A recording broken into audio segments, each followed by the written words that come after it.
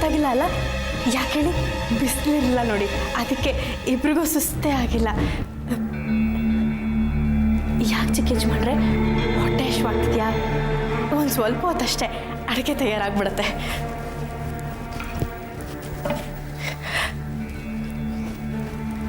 ಏನಿಲ್ಲ, ಅನ್ನ ಬೇಳೆ ಬೇಕಿಟ್ಟಿದ್ದೀನಿ, ಕಾಯಿ ರುಬ್ಬಾಕಿದ್ರೆ ಸಾಕು.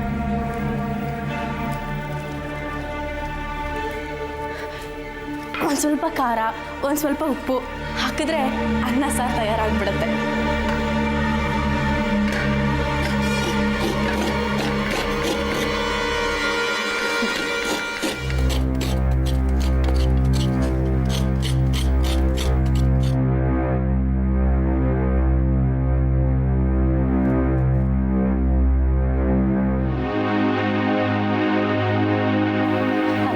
ಯಜಮಾನ್ರೆ, ಚೌಕಾಬಾರ ಹೇಗೆ ಆಡೋದು ಅಂತ ಕೇಳ್ತಿದ್ರಿ ಅಲ್ವಾ? ಇವತ್ತು ಸಂಜೆ ಅಷ್ಟೊತ್ತಿಗೆ ನಾನು ಹೇಳ್ಕೊಡ್ತೀನಿ. ನಿಮ್ಗೆ ಯಾವ ಆಟ ಬೇಕು ಹೇಳಿ, ಅಲ್ಗುಳಿ ಮನೆ ಬೇಕಾ, ಅದಂಥದ್ದು ಕುಂಟೆ ಬಲ್ಲೆ ಬೇಕಾ, ಏನು ಬೇಕು ಹೇಳಿ. ಯಾಕೆ ಚಿಕ್ಕ ಯಜಮಾನ್ರೆ, ನಾನು ಆಗ್ಲಿಂದ ಏನೋ ಮಾತಾಡ್ತಾನೆ ಇದ್ದೀನಿ, ನೀವು ಯಾವುದು ಕಿವಿಗೆ ಹಾಕೋತಿಲ್ಲ. ಹೋಗ್ಲಿ ಬಿಡಿ, ಇವತ್ತು ರಾತ್ರಿ ಏನು ಅಡುಗೆ ಮಾಡಲಿ? ಸೊಪ್ಪಿನ ಸಾರು ಮಾಡ್ಲಾ? ಬೇಡ ಬಿಡಿ, ನಮ್ಮೂರ ಕಡೆ ರೊಟ್ಟಿ ತಡ್ತಾರೆ, ರೊಟ್ಟಿ ಮಾಡ್ಕೊಡ್ತೀನಿ. ನೀನು ಊಟ ತಿಂಡಿ ಏನು ಬೇಕಾಗಿಲ್ಲ, ಸ್ವಲ್ಪ ಒಟ ಒಟ ಅಂತ ಮಾತಾಡೋದು ನಿಲ್ಲಿಸ್ತೀಯಾ?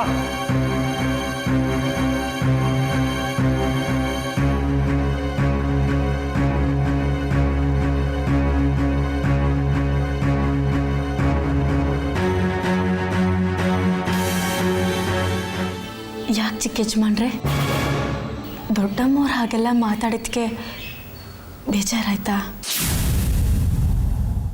ಯಾಕೆ, ನಿನಗೆ ಬೇಜಾರಾಗ್ಲಿಲ್ವಾ? ಯಾಕೆ ಬೇಜಾರಾಗಬೇಕು? ದೊಡ್ಡಮ್ಮವ್ರು ಮಾತಾಡಿದ್ರಲ್ಲಿ ತಪ್ಪೇನಿದೆ? ತಪ್ಪಿಲ್ವಾ? ಅಂತ ಕೆಲಸ ಮಾಡೋದಕ್ಕೆ ಬೇಕಾದಷ್ಟು ಜನ ಕೆಲಸದವ್ರು ಬಿದ್ದಿದ್ದಾರೆ, ಅವ್ರಿಗೆ ಹೇಳ್ಬೋದಾಗಿತ್ತಲ್ಲ.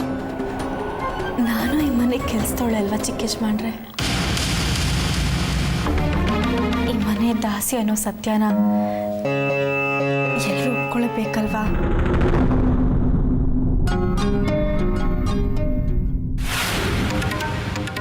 ನೀವು ಕೂಡ. ಪಮದ ಪಮದ ಪಮಗರೆ ಗಮದ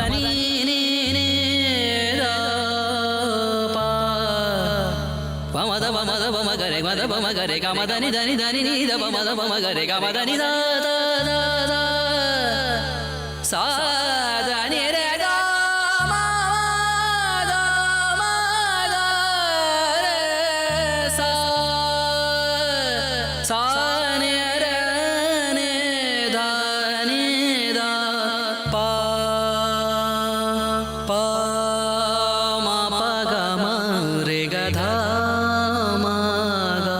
ನನಗೆ ಅದೆಲ್ಲ ಗೊತ್ತಿಲ್ಲ. ನೀನು ಅಲ್ಲಿಗೆ ಹೋಗ್ಕೂಡ್ದು, ಅವ್ರು ಹೇಳಿರೋ ಕೆಲಸ ಮಾಡ್ಕೂಡ್ದು ಅಷ್ಟೇ. ಆದರೆ ಚಿಕ್ಕ ಯಜಮಾನ್ರೆ, ದೊಡ್ಡಮ್ಮವ್ರೆ. ಪರವಾಗಿಲ್ಲ, ನೀನು ಅಲ್ಲಿ ಹೋಗೋದೇನೋ ಬೇಕಾಗಿಲ್ಲ. ಅಮ್ಮನ ಹತ್ರ ನಾನು ಮಾತಾಡ್ತೀನಿ. ಏನು ಅನ್ಕೊಂಡ್ಬಿಟ್ಟಿದ್ದಾರೆ ಅವರು? ಚಿಕ್ಕ ಯಜಮಾನ್ರೆ, ಯಾಕೆ ಇಷ್ಟು ಸಣ್ಣ ವಿಷಯನೂ ದೊಡ್ಡದು ಮಾಡ್ತೀರಲ್ಲ? ಹಾಂ, ಒಂದು ನಿಮಿಷ ಇರಿ.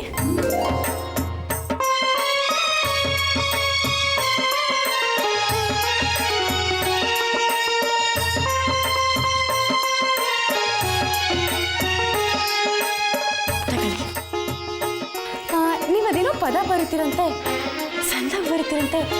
ನಾನು ಬಂದಾಗ್ಲಿಂದನೂ ನನಗೋಸ್ಕರ ನೀವು ಒಂದು ಪದನೂ ಬರ್ತಿರೋದೇ ನಾನು ನೋಡಿಲ್ಲಪ್ಪ. ಅದಕ್ಕೆ ಒಂದೇ ಒಂದು ಪದ ಬರಿತೀರಿ, ಅಷ್ಟಾಗಿ ನಾನು ಹೋಗಿ ಬಂದ್ಬಿಡ್ತೀನಿ. ಜಾಸ್ತಿ ಹೊತ್ತು ತಗೊಳ್ಳಲ್ಲ ಚಿಕ್ಕ ಯಜಮಾನ್ರೆ. ಎಷ್ಟೊತ್ತು ಎಲ್ಲ ಚಕ್ಕ ಚಕ್ಕ ಅಂತ ಕೆಲಸ ಮುಗಿಸ್ ಬಂದ್ಬಿಡ್ತೀನಿ.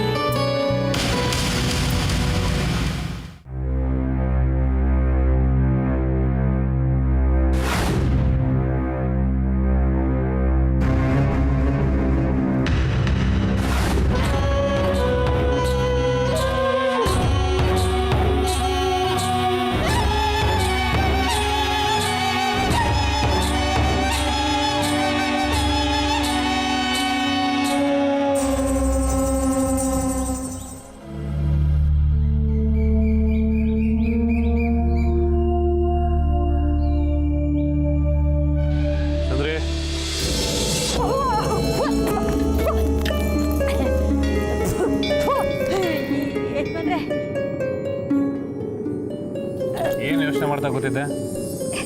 ಹಾಳಾದ ಅಭ್ಯಾಸ ಎಲ್ಲ ಹೇಗೆ ಬಂತು ನಿಂಗೆ? ಅಯ್ಯೋ ತಪ್ಪಾಯ್ತು ಸಮಸ್ಬಿಡಿ, ಏನು ಮಾಡೋಕ್ಕಾಯ್ತದೆ, ಅಭ್ಯಾಸ ಬಲ. ಏನು ಯೋಚನೆ ಮಾಡ್ತಾ ಇದ್ದೆ ಅಂತ ಕೇಳಿದೆ. ಇನ್ನೇನು ಮಾಡ್ತೀನಿ ಹೇಳಿ, ನನ್ನ ಮಗಳ ಬಗ್ಗೆನೇ ಚಿಂತೆ ಮಾಡ್ತಾಯಿದ್ದೆ. ಪಾಪ ಮುಂದೆ ಅವಳ ಗತಿ ಏನಾಯ್ತದೋ, ಅವಳ ಜೀವನದ ಗತಿ ಹೆಂಗೋ ಅಂತ ಸಾನೇ ಯೋಚನೆ ಮಾಡಿಬಿಟ್ಟಿದ್ದೆ. ಯಾವಾಗ ನೀವು ನನ್ನ ಮಗಳನ್ನ ಕಣ್ಣಲ್ಲಿ ಕಣ್ಣಿಟ್ಟು ನೋಡ್ಕೊತೀವಿ ಅಂತ ಭಾಷೆ ಕೊಟ್ಟ ಮ್ಯಾಕೆ ಅಯ್ಯಯ್ಯಯ್ಯೋ ನನ್ನ ಮನಸ್ಸಿಗೆ ಸಾನೆ ನಿರಾಳ ಆಗೋಗ್ಬಿಟ್ಟದೆ. ಆದರೆ ಏನಾದರೆ? ಈಗ ಆ ಮಲ್ಲಿದೆ ದೊಡ್ಡ ಚಿಂತೆ ಆಗ್ಬಿಟ್ಟದೆ ಜಗದೀಶಪ್ಪ ಅವರೇ. ಇತ್ತೀಚೆಗೆ ಯಾಕೋ ಬತ್ತಾ ಅವಳ ಆಟ ಸಾನೆ ಆಗೋಗ್ಬಿಡ್ತಾ ಇದೆ. ಅವಳ ಆಟನ ನಿಲ್ಲಿಸ್ಬೇಕು ಅಂದರೆ ಅವಳ ಕತೆನ ಮುಗಿಸ್ಬಿಡ್ಬೇಕು. ಲಕ್ಷಕ್ಕೊಂದು ಮಾತಾಡ್ಬಿಟ್ರಿ ಜಗದೀಶಪ್ಪ ಅವ್ರೆ. ಮೊದಲು ಆ ಕೆಲಸ ಮಾಡಿ ಮುಗಿಸ್ಬಿಡಿ, ಆಮ್ಯಾಕೆ ನಾವು ನೀವು ಎಲ್ಲರೂ ಆರಾಮಾಗಿರ್ಬೋದು. ಆ ಕೆಲಸನ ನಾನು ಮಾಡಿ ಮುಗಿಸೋದಕ್ಕೆ ನನ್ನನ್ನೇನು ಮುಟ್ಟಾಳ ಅಂದ್ಕೊಂಡಿದ್ಯಾ? ಯಾಕೆ? ಯಾಕೆಂದ್ರೆ ನಿನ್ನ ಮಗಳನ್ನ ರಾಣಿ ಥರ ನೋಡ್ಕೊತೀನಿ ಅಂತ ಬೇರೆ ಮಾತು ಕೊಟ್ಬಿಟ್ಟಿದ್ದೀನಲ್ಲ. ಹಂಗಾರೆ ಆ ಪುಣ್ಯದ ಕೆಲಸ ಯಾರು ಮಾಡ್ತಾರೆ?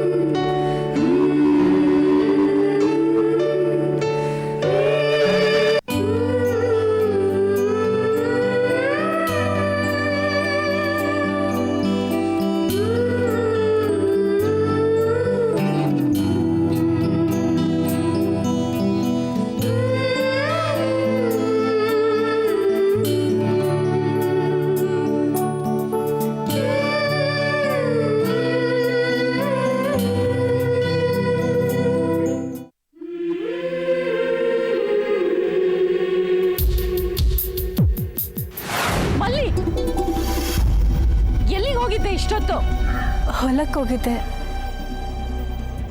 ಯಾಕಮ್ಮವ್ರೆ? ಒಳಗಡೆ ರಾಶಿ ಪಾತ್ರೆ ಬಿದ್ದಿದೆ, ಯಾರು ತೊಳಿತಾರೆ? ಬಟ್ಟೆ ಯಾರು ಒಗಿತಾರೆ? ಬಚ್ಚಲ್ ತೊಳೆದು 1 ವಾರ ಆಯ್ತು. ಇನ್ಮೇಲೆ ಈ ಮನೇಲಿರೋ ಬಚ್ಚಲೆಲ್ಲ ನೀನೇ ತಿಕ್ಕಬೇಕು, ಅರ್ಥ ಆಯ್ತಾ? ಆ ಕೆಲಸ ಮಾಡಕ್ಕೆ ಬೇರೆ ಆಳುಗಳಿಲ್ವಾ ಮನೇಲಿ? ಏಕೆ, ಇವಳು ಕೆಲಸದೋಳೆ ಅಲ್ವಾ?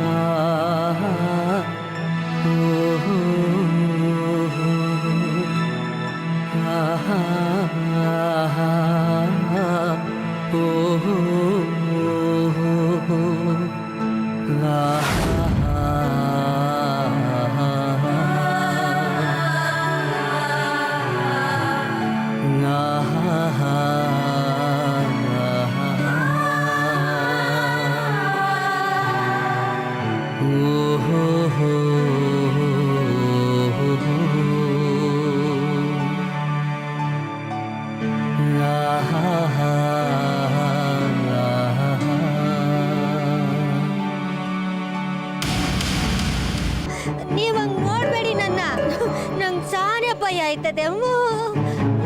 ಭಯ? ನಿನಗೆ ಭಯ ಆಗತ್ತ? ನಿನ್ನ ನೋಡಿ ಬೇರೆಯವ್ರು ಭಯ ಪಡ್ಕೊಬೇಕು. ಅಯ್ಯೋ ಗಂದಡಿ ಜಗದೀಶಪ್ಪ ಅವ್ರೆ, ನಾನು ನೋಡಕ್ಕೆ ಹೊಸಿ ವೈಟ್ ಹಂಗೆ ಕಾಣ್ಬೋದು, ವೈಟ್ ಹಂಗೆ ಮಾತಾಡ್ಬೋದು ಆಟಯ್ಯ. ನನ್ನ ಮನ್ಸಾಯ್ತಲ್ಲ ನನ್ನ ಮಗಂದು. ಅಯ್ಯೋ ಬೆಣ್ಣೆ, ಮಂಡ್ಯ ಬೆಣ್ಣೆ ಇದ್ದಂಗೆ ಜಗದೀಶಪ್ಪ ಅವ್ರೆ. ನೀನೇನು ಯೋಚನೆ ಮಾಡ್ಬೇಡ. ನಾನು ನೀನು ಈ ಕೆಲಸ ಮಾಡಬೇಕು ಅಂತ ಇಲ್ಲ. ನಾವಿಬ್ರು ಇದರಿಂದ ದೂರ ಇದ್ದು ಇನ್ನೊಬ್ರು ಕೈಯಿಂದ ಈ ಕೆಲಸ ಮಾಡಿಸೋಣ. ಅದ್ಯಾರು ಅಂತ ಕೇಳಿ ತಿಳ್ಕೊಬೋದಾ? ಕೇಳ್ಬೋದು. ಮಲ್ಲಿಯಿಂದ ಯಾರಿಗೆ ಹೆಚ್ಚು ತೊಂದರೆ ಆಗತ್ತೋ, ಅವಳಿಂದ ಯಾರಿಗೆ ಹೆಚ್ಚು ಅನ್ಯಾಯ ಆಗತ್ತೋ, ಅವಳಿಂದ ಯಾರು ಭಾಳ ಹಾಳಾಗತ್ತೋ ಅವರು ಮಲ್ಲಿ ಕಥೆನ ಮುಗಿಸ್ಬೇಕು. ಇದ ಈಸಿಯಾ? ಅಯ್ಯೋ ನೀವ್ ಯಾಕೆ ತಲೆ ಕೆಡಿಸ್ಕೊತೀರಿ? ಮಲ್ಲಿ ಅಂತವಳಲ್ಲ ಕಂದ್ಬಿಡಿ.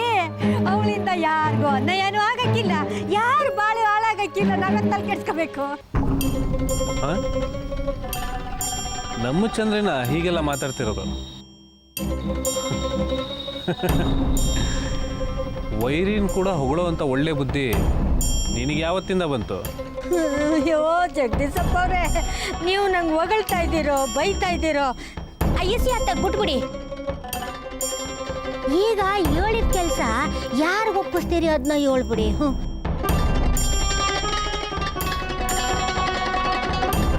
ಆ ವ್ಯಕ್ತಿ ನಿನಗೂ ಪರಿಚಯ ಇದೆ. ನಂಗೆ ಗೊತ್ತಿರೋಳ?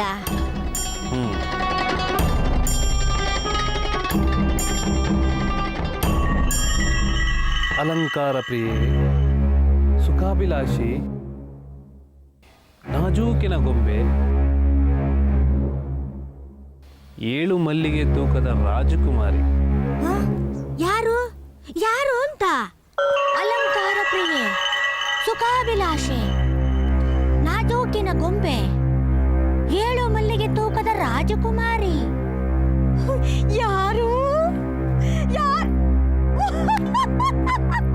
ಗೊತ್ತಾಯ್ತು ಕಣ್ಬಿಡಿ. ಅಯ್ಯೋ ಆ ಮಲ್ಲಿಗೆ ಯಾರು ಅಂತ ಗೊತ್ತಾಯ್ತು.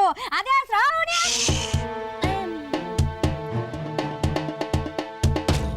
ಈ ಬಂಗ್ಲೆಗೆ 108 ಕಿವಿಗಳಿದೆ.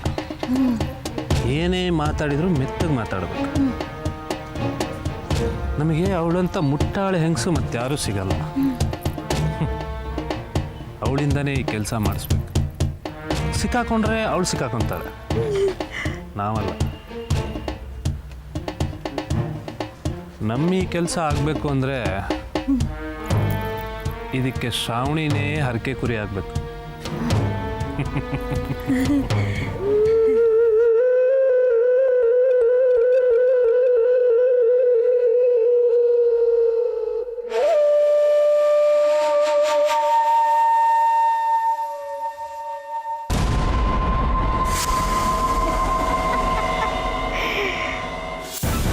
ಯಾರು ಹೆಂಗಾರ ಎಕ್ಕುಟ್ಟೋಗ್ಲಿ ಜಗದೀಶಪ್ಪ, ನನಗೇನಾಗಬೇಕಾಗತ್ತೆ?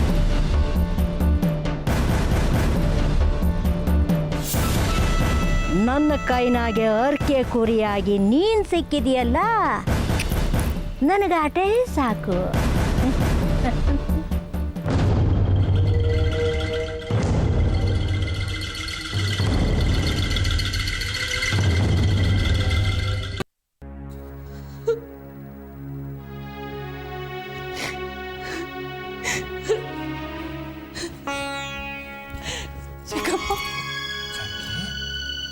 ಯಾಕಮ್ಮ ಏನಾಯ್ತು? ನಾನೊಂದು ದೊಡ್ಡ ತಪ್ಪು ಮಾಡ್ಬಿಟ್ಟೆ ಚಿಕ್ಕಪ್ಪ. ತಪ್ಪು ಮಾಡಿದ್ಯಾ?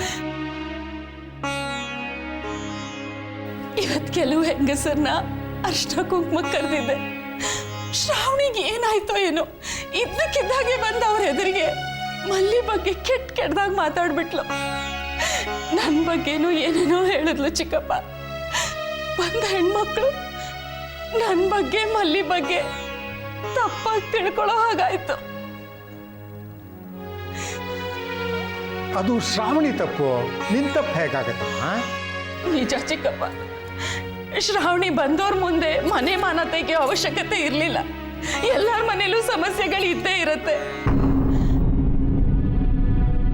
ಆದ್ರೆ ನನಗ್ ಮೊದ್ಲೇ ಅವಮಾನ ಆಗಿತ್ತ. ಅದೇ ಹೊತ್ತಿಗೆ ಮಲ್ಲಿ ಶ್ರೀಕಾಂತ ಒಟ್ಟಿಗೆ ಬರ್ಬೇಕಾ?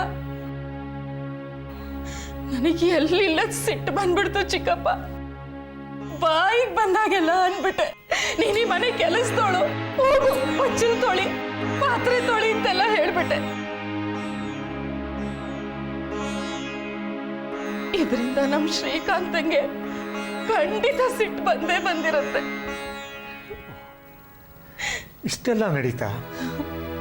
ಹೋಗ್ಲಿ ಬಿಡಮ್ಮ, ಇದ್ರ ಬಗ್ಗೆ ತಲೆ ಕೆಡಿಸ್ಕೊಬೇಡ. ಇದೇನ್ ಚಿಕ್ಕಪ್ಪ ಹೀಗೆ ಹೇಳ್ಬಿಟ್ರಿ? ಇನ್ನೇನು ಮತ್ತೆ, ಮೊನ್ನೆ ಕೆಲಸ ಹೇಳಿದ್ರೆ ಅವಳು ಯಾಕಪ್ಪ ತಪ್ಪು ತಿಳ್ಕೊತಾಳೆ? ಅವಳ ಸ್ವಭಾವ ನನಗೆ ತುಂಬ ಚೆನ್ನಾಗಿ ಗೊತ್ತು. ಇನ್ನು ಆ ಶ್ರೀಕಾಂತನ ಸಿಟ್ಟು 5 ನಿಮಿಷದ ಮೇಲೆ ಇರೋದಿಲ್ಲ. ಹಾಂ, ಇಷ್ಟೊತ್ತಿಗಾಗಲೇ ಸಮಾಧಾನ ಮಾಡ್ಕೊಂಡ್ಬಿಟ್ಟಿರ್ತಾನೆ. ಹಾಗಂತ ನಾನು ತಪ್ಪೇ ಮಾಡಿಲ್ಲ ಅನ್ಕೊಳಕ್ಕಾಗತ್ತಾ? ತಪ್ಪು ಮಾಡದೇ ಇರೋರು ಯಾರಿದ್ದಾರೆ ಜಾನಕಿ? ತಪ್ಪು ಮಾಡೋದು ಸಹಜ. ನೀನೇನು ದೇವತೆ ಅಲ್ವಲ್ಲ. ಎಲ್ಲರ ಹಾಗೆ ನೀನು ಒಂದು ಸಣ್ಣ ತಪ್ಪು ಮಾಡಿದ್ಯಾ. ಆದರೆ ಅದ್ರ ಬಗ್ಗೆ ಪಶ್ಚಾತ್ತಾಪ ಪಟ್ಟಿದ್ಯಲ್ಲ, ಅಷ್ಟು ಸಾಕು. ಕೊರಗಿ ಹಿಂಸೆ ಪಡಬೇಡಮ್ಮ. ಹೋಗು, ಶ್ರೀಕಾಂತನ ಹೋಗಿ ಸಮಾಧಾನ ಮಾಡು. ಅವನು ಖಂಡಿತ ಒಪ್ಕೋತಾನೆ. ಇನ್ನೆಷ್ಟೇ ಆದರೂ ಅವನ ತಾಯಿ, ನಾನು ನಿನಗೆ ಇನ್ನೆಲ್ಲ ಹೇಳ್ಕೊಡ್ಬೇಕಮ್ಮ. ಹೋಗು ಹೋಗು.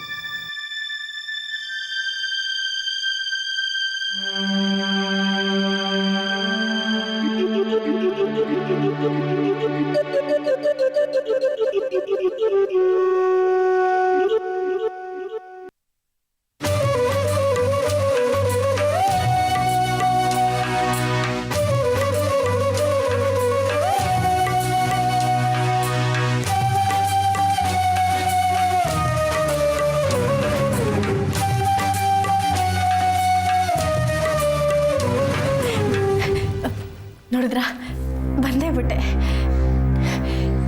ಎರಡು ಪಾತ್ರೆನೇ ಇದ್ದಿದ್ದು, ಯಾವ ಕೆಲಸನೂ ಇರಲಿಲ್ಲ ಚಿಕ್ಕ ಯಜಮಾನ್ರೆ.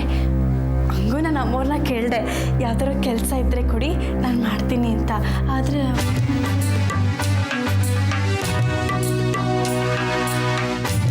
ಮಲ್ಲಿ, ನಿನಗೆ ಸರಿಯಾಗಿ ಸುಳ್ಳು ಹೇಳಕ್ಕೂ ಬರೋದಿಲ್ಲ.